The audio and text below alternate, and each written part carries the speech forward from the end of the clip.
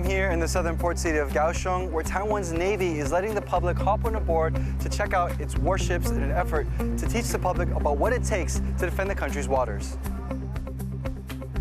What lessons can Taiwan learn from the Russia-Ukraine war? We find out. Israel allows for brief humanitarian pauses in northern Gaza to allow aid in and civilians out. Plus, we meet the Taiwanese martial arts fighter putting her body and mind on the line to chase her dreams in Japan.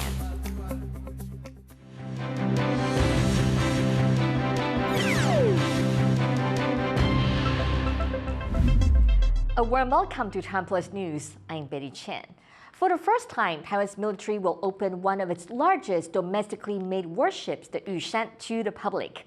But as Jaime Okan reports, smaller, deadlier ships are also on display to show the country's effort to develop a so-called asymmetric strategy. These are a few of Taiwan's domestically made warships. They're docked here at a naval base in the southern city of Kaohsiung because for just one day, the military is letting the public step aboard to learn more about the vessels. It's the first time that this ship, called the Yushan, will allow civilians on deck. 玉山军舰是我国首艘国造且万吨级的两栖舰艇，它是依据我的作战需求所设计与建造。它最大的特色为其逆中的造型，复合式维塔设计。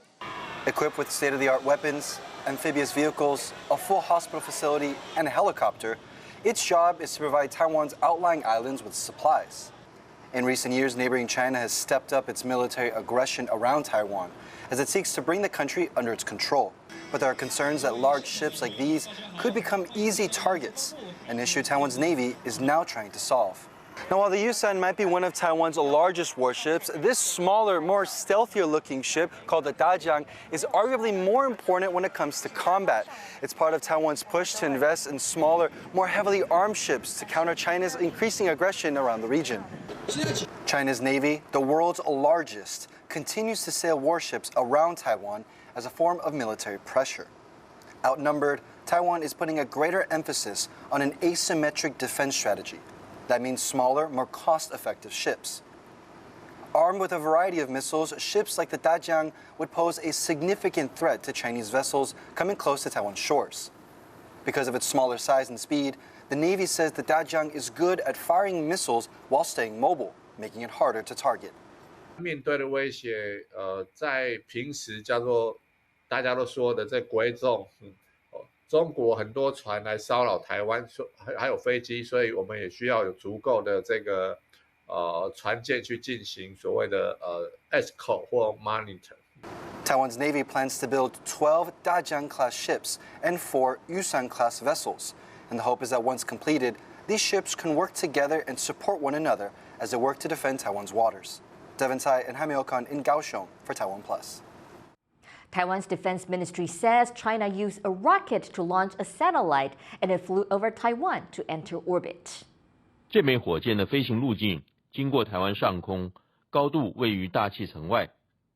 国军在过程当中保持高度警戒，并且周密地掌握相关动态，采取预应作为，确保空防安全。 China also used a rocket to launch a satellite in October. That space rocket was detected near Taiwan. It comes as tensions continue to build between Beijing and Taipei. China has been increasing its military presence in the air and sea surrounding Taiwan. Australia has signed a security treaty with Taiwan's ally, Tuvalu. It aims to counter China's influence in the Pacific. Australian Prime Minister Anthony Albanese says the deal guarantees Australia's support for military assistance to Tuvalu. He says it's Australia's most significant agreement with the Pacific island nation.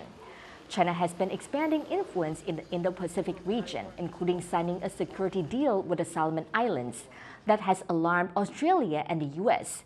The agreement also aims to help Tuvalu deal with climate change and allow more Tuvaluans to migrate to Australia. A forum in Taipei with Taiwanese and Czech officials highlighted the need to prepare for a possible war with China.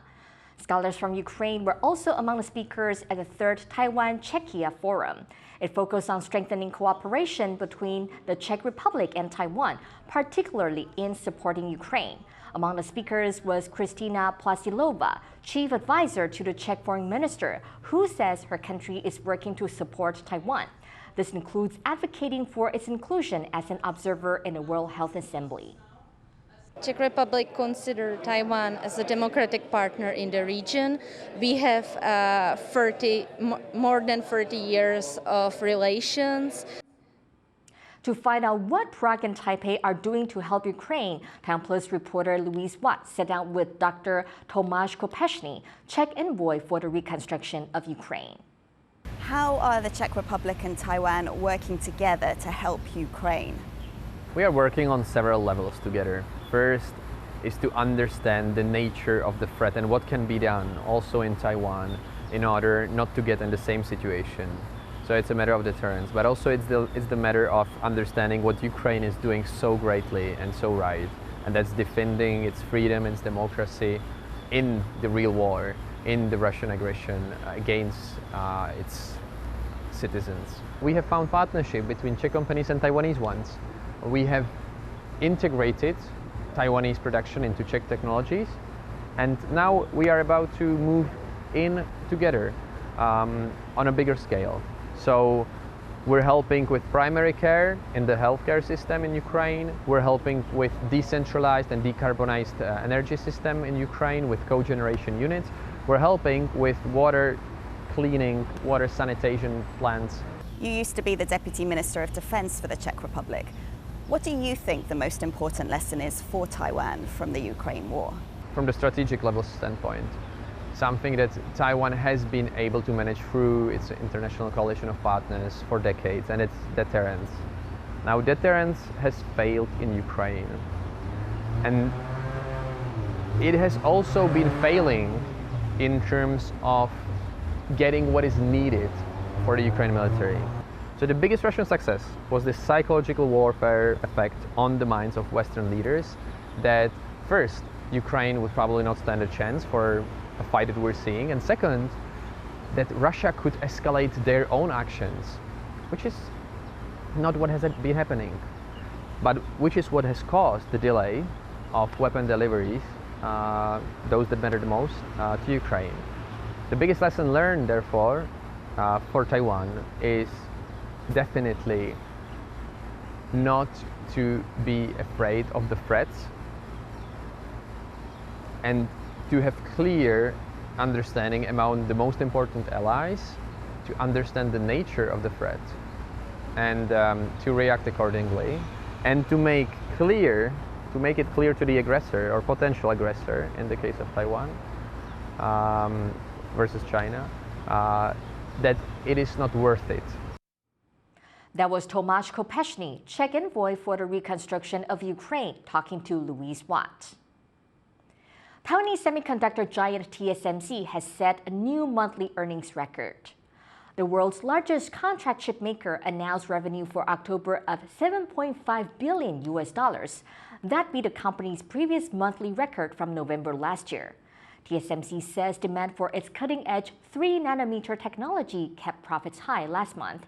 However, cumulative revenue for the year so far was down by almost 4% compared with the same period last year.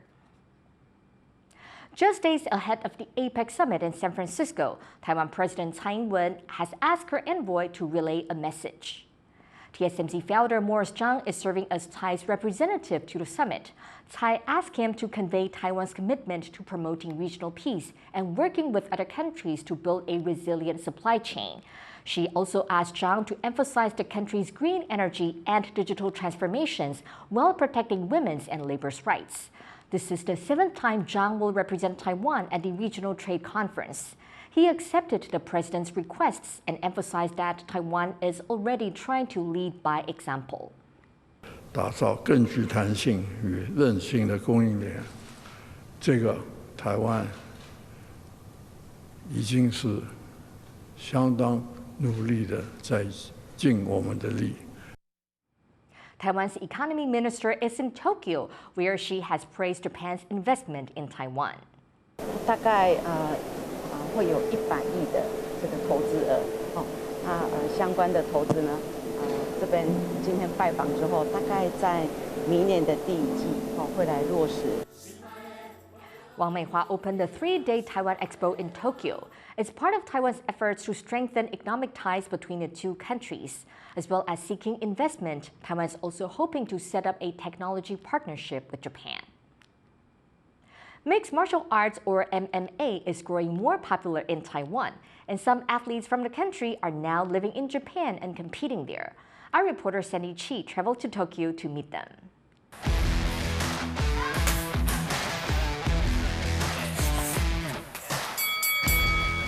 Striking, clinching, and ground fighting. This is 32-year-old Zeni Huang training in Tokyo. She's getting ready to fight in Pancrase, one of Japan's legendary MMA promotional companies. And she's a long way from home. Zeni is a Taiwanese mixed martial artist who decided to move to Japan a year ago to pursue her love of the sport and compete at its highest levels.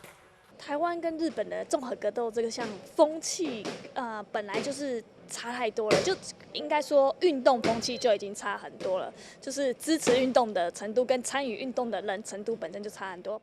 Zeni is known as Taiwan's first professional female MMA fighter and was a leading contender in the country. But that wasn't enough for her. 日本又是大家公认，就是说综合格斗是很强的一个圈子，所以我又给自己目标，如果我能在日本拿下一些冠军的话，让我代表说我的实力也非常的强。日本に来てからジェニーはすごく強くなってます。より気持ちも強くなって。Zeni began practicing MMA 8 years ago and trains 6 days a week. It's a lifestyle that's hard on the body and is filled with unexpected challenges. Zeni says her family does not support her MMA passion. And despite her accomplishments, they've never attended any of her matches. Zeni not only lacks family support, but also faces financial challenges. Full-time training comes with a lot of extra costs, and women's MMA doesn't pay well, if at all. 非常少见，就是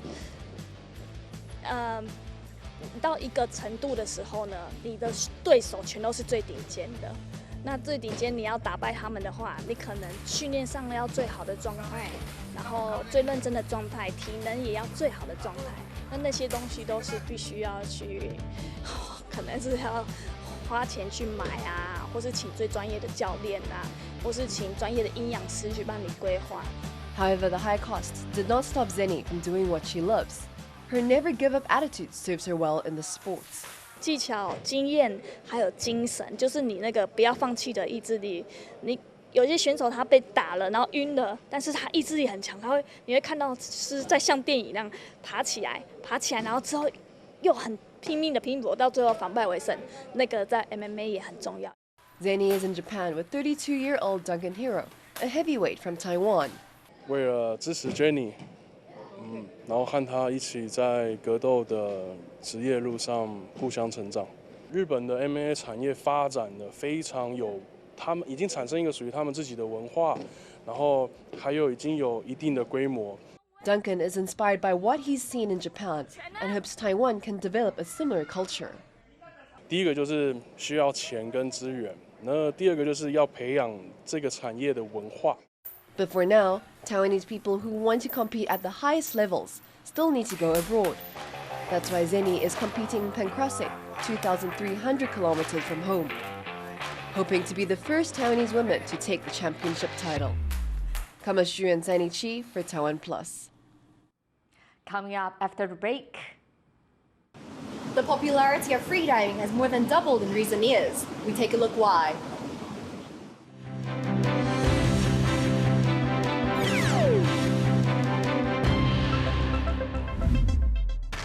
In the face of adversity, the power of truth. A roadmap for a just and open world, charted by the freest country in Asia. Taipei for TaiwanPlus. TaiwanPlus News, a voice of freedom in Asia. For more stories from here in Manzu and around the world, download the TaiwanPlus app.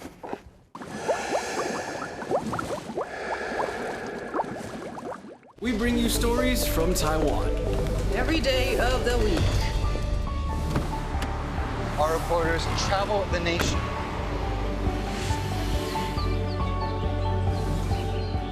Exploring the issues that matter to you. News from here in Taiwan and around the world. What's up, Taiwan? On TaiwanPlus.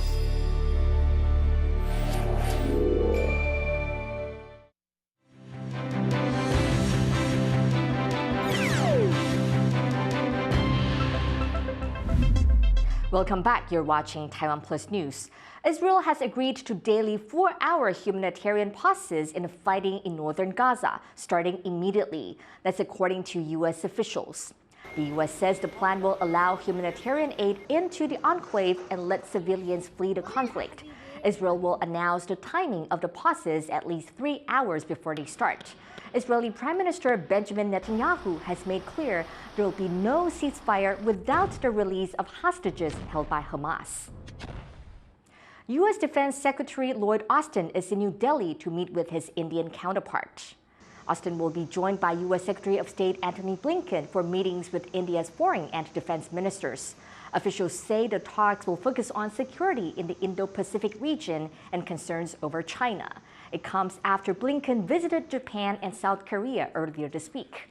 In Seoul, he said military cooperation between North Korea and Russia was concerning.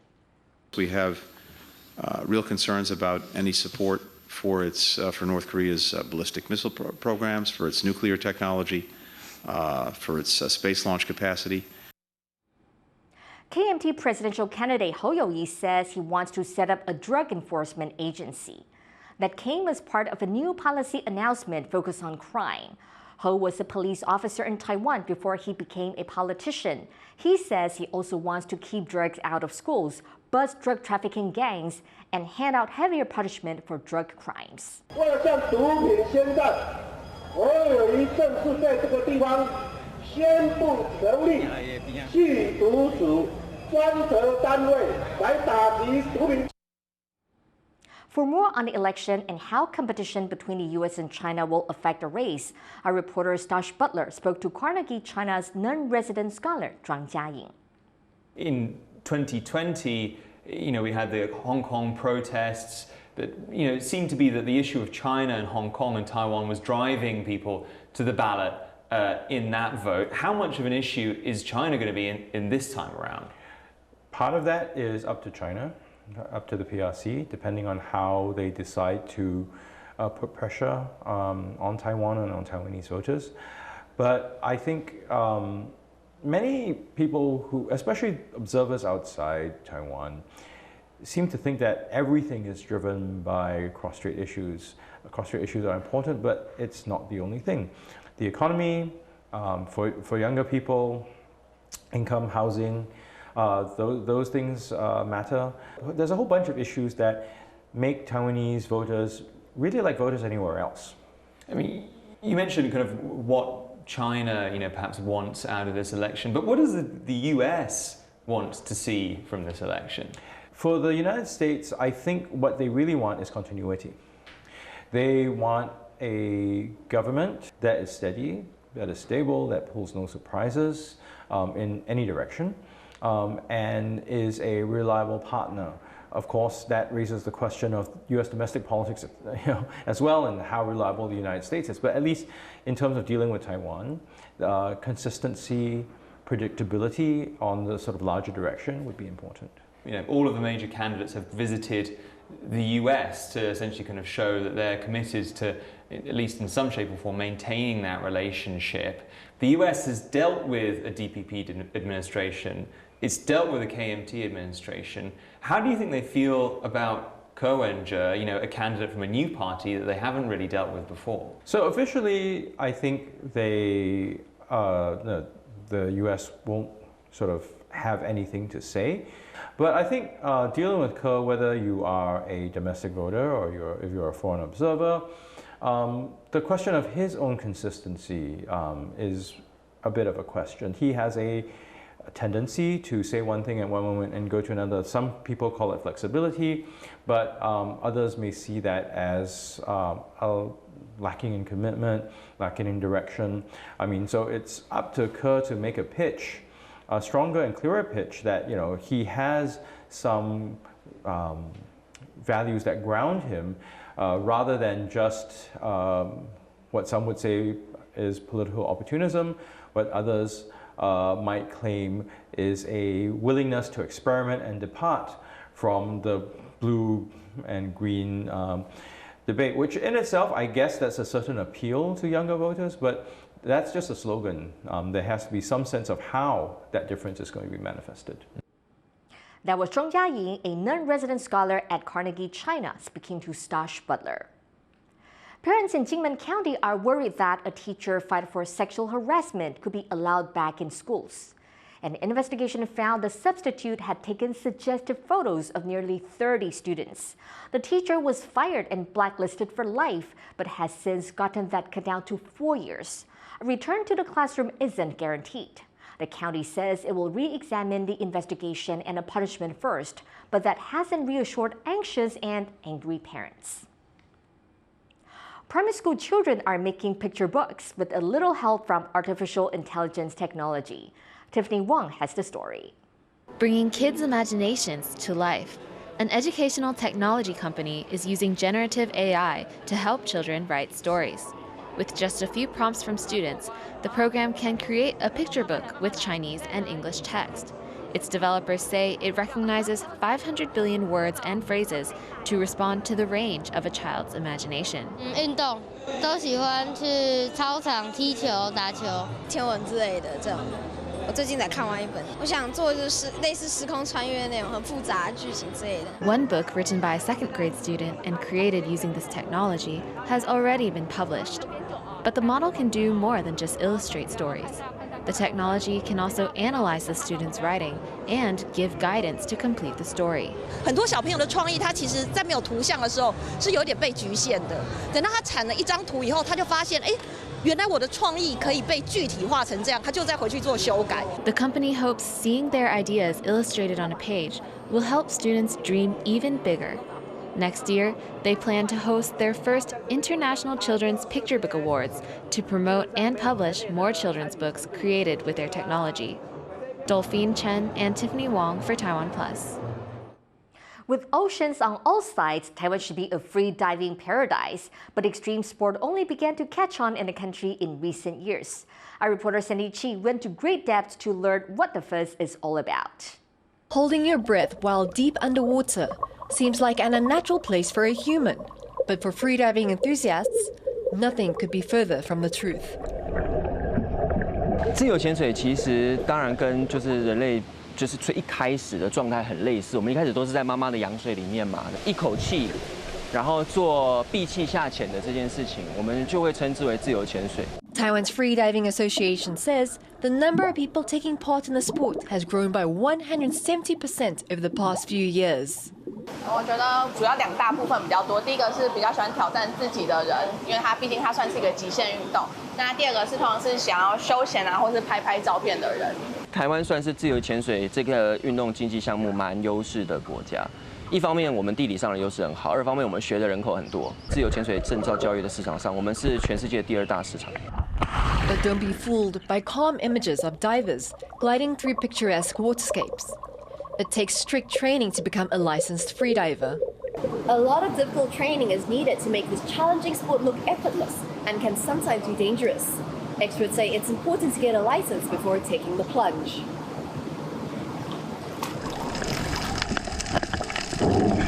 One of the most popular diving organizations is AIDA. It was one of the first global institutions set up in France in 1992. AIDA has 4 levels of freediving courses: introduction, beginner, advanced, and master level. The courses include instruction on freediving theory and techniques. Instructors say only about a quarter of students get their license on the first try. Most people find it difficult to master one of the basic skills. 我应该是解平压，因为我平压一直卡住。 For others, the sport itself can be intimidating. 我记得第一次海训的时候，下面刚好还有那个水肺的潜水在那边玩，所以就很多泡泡上来。然后那个泡泡一上来都觉得非常可怕，就赶快冲上来。 Divers train hard to withstand the extreme conditions underwater, but there's always an element of danger. 因为你的氧气不足，那大脑为了能够保护你身体，所以它自动断电。我们就是一直很追求着要不呼吸，所以你又在水里面昏倒，所以你在水里面就会没有呼吸。It can be dangerous, but many are still willing to take on the challenge. They say this is more than just a sport.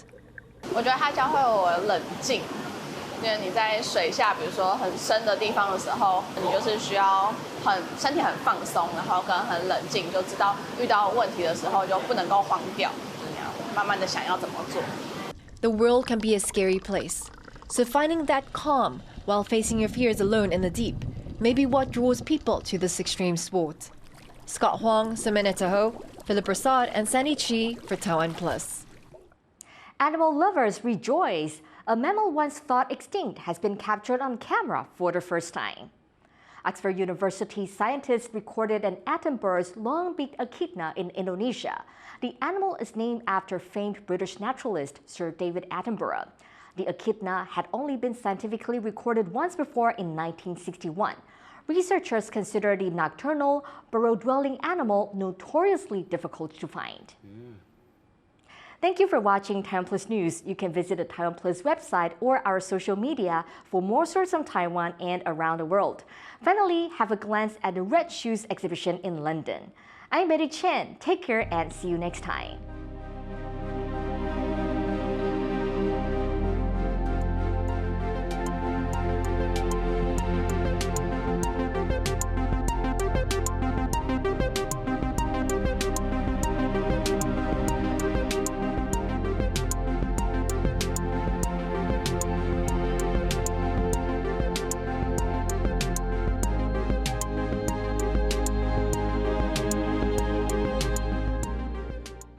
Thank you for watching TaiwanPlus. Be sure to follow us on social media for more stories from Taiwan and around the world.